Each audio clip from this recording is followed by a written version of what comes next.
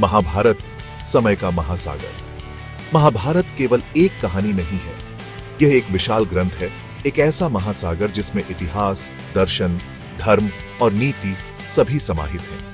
यह महाकाव्य हमें उस समय में ले जाता है जब देवता और दानव धरती पर विचरण करते थे और मनुष्य धर्म और सत्य की तलाश में भटकते थे। यह कहानी है कुरुवंश की, जिसकी नींव महाराज कुरु ने रखी थी। यह वंश समय के साथ दो शाखाओं में विभाजित हो गया, कौरव और पांडव। महाभारत इसी संघर्ष की गाथा है जो अंततः कुरुक्षेत्र के युद्ध में परिणत होती है। यह युद्ध केवल भूमि के लिए नहीं था, बल्कि धर्म और सत्य की स्थापना के लिए था। यह युद्ध हमें सिखाता है कि कैसे हमारे कर्म हमारे जीवन को आकार देते हैं और कैसे हमारे निर्णय हमें अंधकार या प्रकाश की ओर ले जा सकते हैं। महाभारत में धर्म, सत्य और कर्म ये तीनों महत्वपूर्ण भूमिका निभाते हैं। धर्म एक जटिल अवधारणा है जिसका अर्थ कर्तव्य, नैतिकता और सदाचार से है। सत्य भी उतना ही महत्वपूर्ण है क्योंकि यह हमें सही और गलत के बीच अंतर करने में मदद करता है।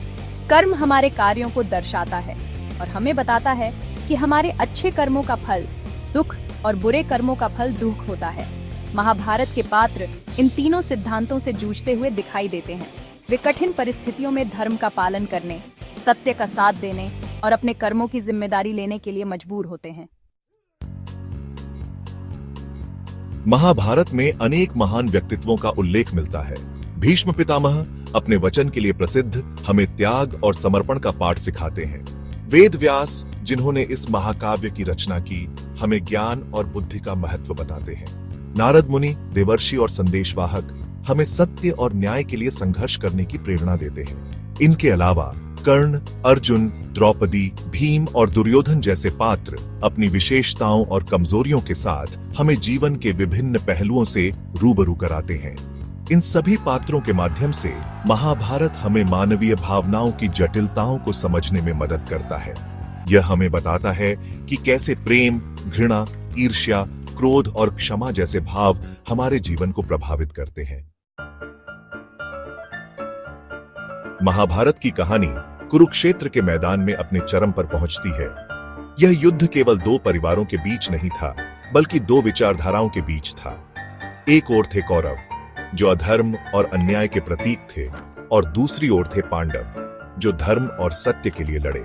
यह युद्ध हमें सिखाता है कि बुराई पर अच्छाई की जीत होती है और सत्य की हमेशा विजय होती है।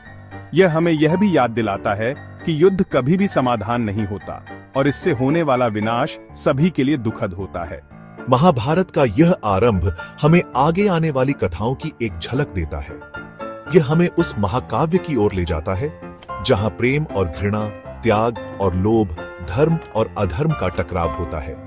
यह एक ऐसी यात्रा है जो हमें सदियों पुराने ज्ञान और बुद्धि से परिचित कराती है और हमें जीवन के गहरे अर्थों को समझने में मदद करती है।